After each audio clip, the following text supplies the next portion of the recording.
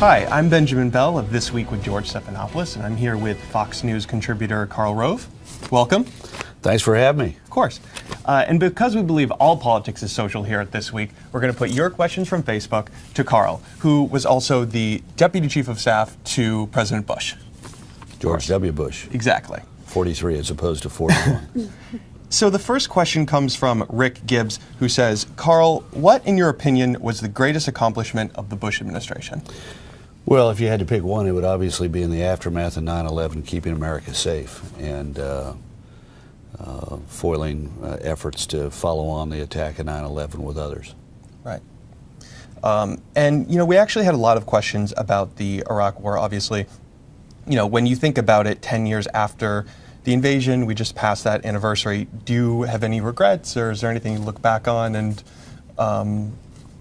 think to yourself, I would have done that differently? Sure, of course. I mean, look, at the end of any conflict, I bet people look back and clearly have regret about the loss of life. And clearly, I mean, everything in hindsight, you know, becomes clear as to what you should have done or shouldn't have done. Every conflict is like that.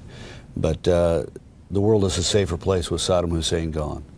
If he were not removed from power, could you imagine what the Middle East would look like today with Saddam Hussein, who was, you know, successfully undermining the United Nations by ignoring the agreements he made in the aftermath of the first Gulf War, undermining the oil for sanctions regime, had every confidence that he could ultimately be free of them, and he would be emboldened with, you know, a fifth of the world's oil supplies and the capacity to reinstitute his dangerous weapons programs. And if he were not alive, the country would be run by one of his sadistic son, Uday or Qusay. And could you imagine how difficult that would make that part of the world? So in retrospect, sure, lots of regrets, lots of things you'd like to have done differently, but the world is a better place with Saddam Hussein gone. Okay. The next question comes from Kenneth Jarrell, and he says, is Chief Justice Roberts a disappointment? Obviously, he had that critical ruling over the Obama health care mandate. Right.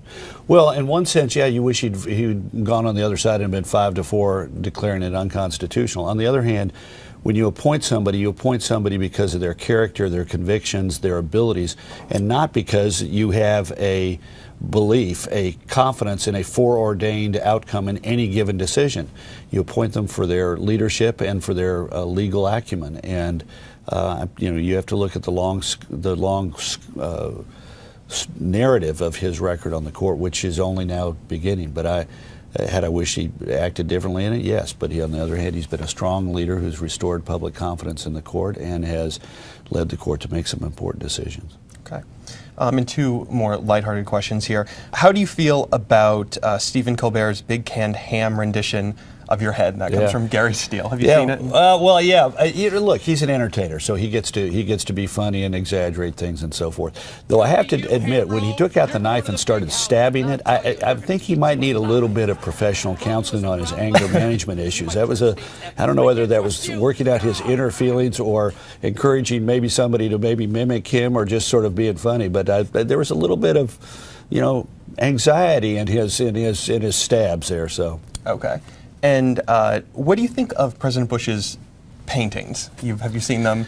I have one. I have one of the original first 43s. He painted my wife and our dogs, and he's pretty good. Particularly, I called him when Barney died, and he had painted a picture of Barney, which I thought was really, you know, clearly from the heart. But I once told him, though, thank God you took up only one of Winston Churchill's post-leadership activities, oil painting, as opposed to bricklaying as well. So, okay, and now it's time for our lightning round. iPhone or BlackBerry?